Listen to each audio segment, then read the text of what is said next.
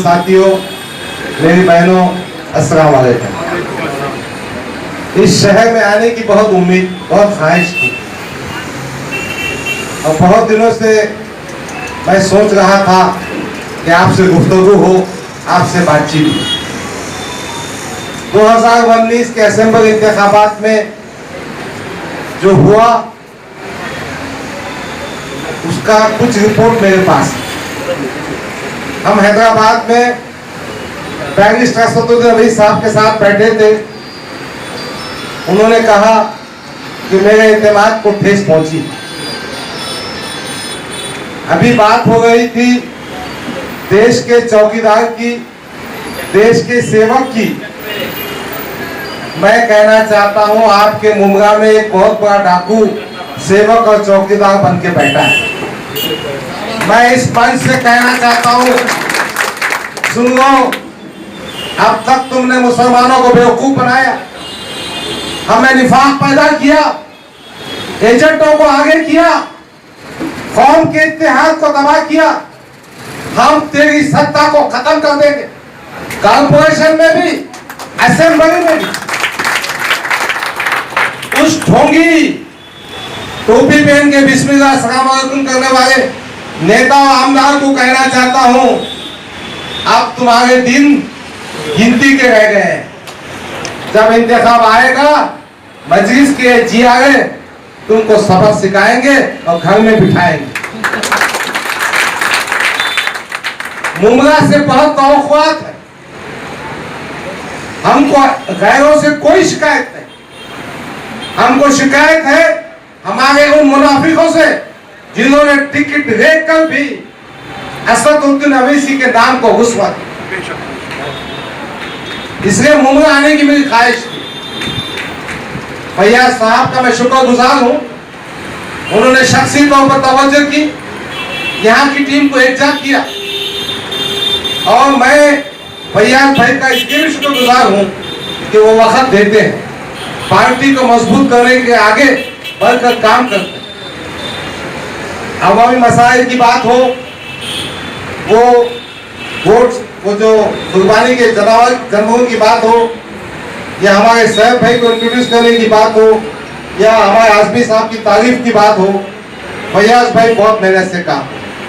अजीज़ान गिरामी, बैरिस्टर असदुद्दीन अवैसी की इस सरजमीन से बहुत तवक्कुआत है। बैरिस्टर असदुद्दीन अवैसी की ख्वाहिश है कि मजलिस मुमरा करवा में एक ताकत बनकर उठे, एक ऐसी क़ियादत पैदा हो जो महाराष्ट्र के मुसलमानों में हिम्मत और जोश पैदा करे। हमको मुमरा करवा से ऐसी क़ियादत बनाना है जो हमारी आवाज बनकर पूरे महाराष्ट्र में गूंजे और देश को बताए। अभी बात हो गई थी वोट काटने की, अभी बात हो रही थी बीजेपी की भी ठेमोने की। अरे ये तो इनका जब पेट दुखता ना, ऐसी बातें समझ में आती। ठीक है, वोट काटने की बात हम करें, तुमने तो हमारी गर्दनें काटी है। ख्वाजा यूनुस का इनकाउंटर किसने किया? रमाबाई अंबेडकर नगर में दलितों पर गोलियां किसने चलाई? धुरिया में मुस्लिम नौजवानों के सीने पर किसने गोलियां चलाई?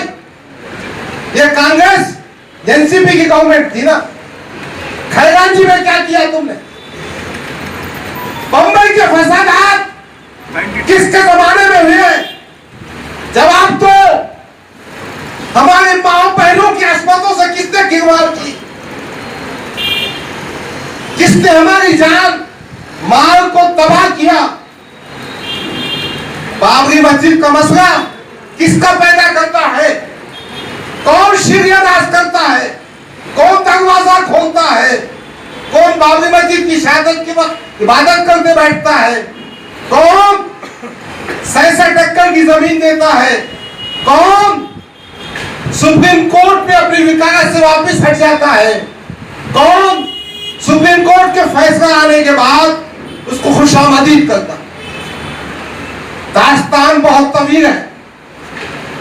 कौन है जो औकाफ की जायदाद को बेचने वाला?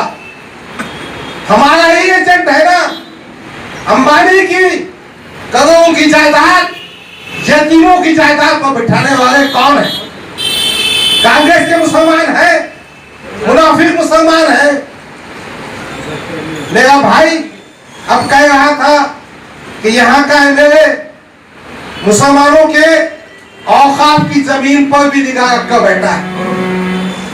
इसको खबरस्तान भी कंपनी पड़ा, इसको खबरस्तान पहुंचाना है, इसको खबरस्तान में दफन करना है।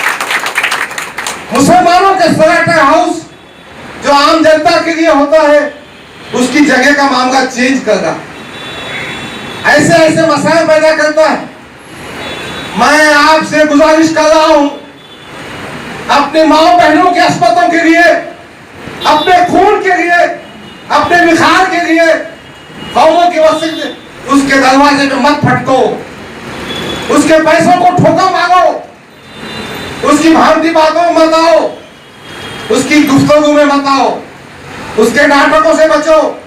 बहुत बड़ा फनकार है, सुना है, बहुत बड़ा जादूगर है। भाई के खाने पे हाथ रखना, भाई को गले मिलना, थोड़ा सा खाना खिलाना, इफ्तार की पार्टी करना, ईद मुबारक बोल देना, फिर मुसलमानों के गले का। बहरहाल मुमरा कलवा में मैं ये कहने आया हूं कि हम मजलिस की ताकत बनाएंगे। हमारे मुखर्री ने कहा कि मजलिस यकीनन मुसलमानों की पार्टी है, मुसलमानों को इंसाफ दिलाना चाहती है, मगर मजलिस हिंदुस्तान के हर शहरी को जो मजलूम है, जो महरूम है, जो परेशान है, जो जुल्म का शिकार है, उसकी ताकत, उसकी आवाज बनती है।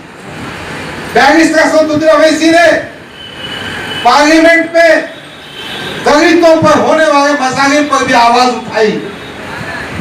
असदुद्दीन ओवैसी ने किसानों के मसले पे बात की, असदुद्दीन ओवैसी ने लॉकडाउन के मसले पे बात की।